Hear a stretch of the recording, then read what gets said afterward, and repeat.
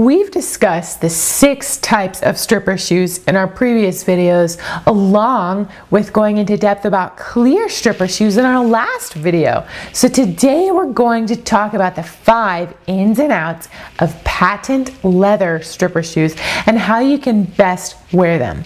That includes size, design, heel height, and support for your foot with orthotics. I'm Jennifer McCumber, author of Freedom 5, feature columnist for ED Publications, and I'm leading the movement for exotic dancer education all over the world.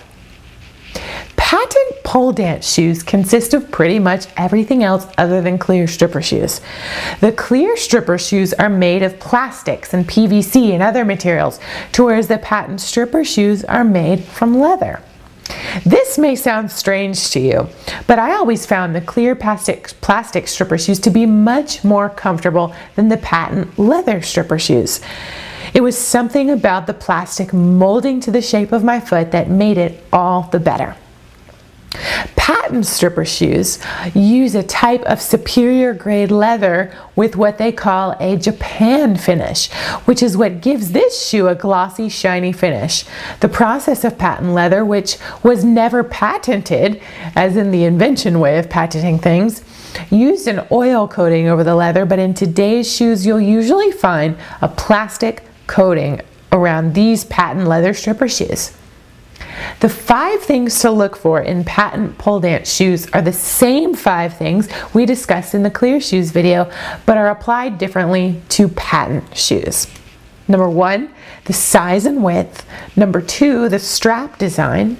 Number 3, the toe cut design. Number 4, the heel height in relation to the platform. And number 5, orthotics or arch supports. So number 1, size and width. Patent stripper shoes don't expand in size as much as the clear stripper shoes do after you've been wearing them for a while. I've found that the patent shoes run a little narrower than the clear shoes do in general, but that may not be the case 100% of the time. The patent leather material is more sturdy than the clear shoes. Number 2. The strap design is important because you need straps on your shoes to give you extra security and stability so you don't end up tripping over your shoe or risk it coming off while you're performing.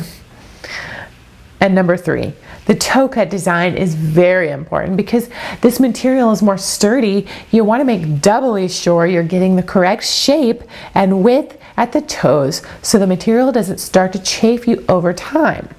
For this reason, and because I have wide feet personally, I could seldom wear patent pole dance shoes. I could never find a pair that truly fit until I found a pair of 8-inch black patent shoes made by Pleaser that gave enough space for a wide foot. Number 4. The heel height and the platform height are important. A 6-inch heel is oftentimes better than wearing a 4-inch heel because the platform height at the front of the shoe is generally higher on a 6-inch than a 4-inch. So it puts less stress on your feet, ankles, knees, and back. The ratio of inches from where the ball of your foot sits to where your heel sits is an important factor to consider for your health long term so that you can dance for more years. And number 5, I always modified my heels by permanently supergluing an arch support in them. You may not need them for yourself, but if you have sore feet a lot after you work, you may want to look into this. What happens is when you're on your feet for a long time, your arch muscles start to collapse flat a little bit, and that causes stress and pain in your foot. If you have an arch support to wear while you're working, it can help you to give the support that you need to prevent you from overstressing or overusing the muscles in your feet. If you have healthy feet and you're putting an average load on them, you may not need any support. But in high heels, in addition to dancing all night, you may need a little help. You'll have to play with this and see what works for you. If the orthotics cause your feet to be more sore or painful, just give them a break or gradually increase wearing them. Simple stretching or massage before and after your shift could take care of any soreness as well.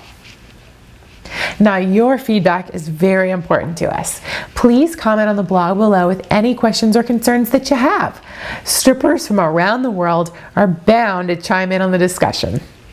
You can find more videos, education, and training on our following social media sites: YouTube at Freedom 5 Online, Facebook at Freedom 5 for exotic dancers, and Twitter at Freedom 5 Strip.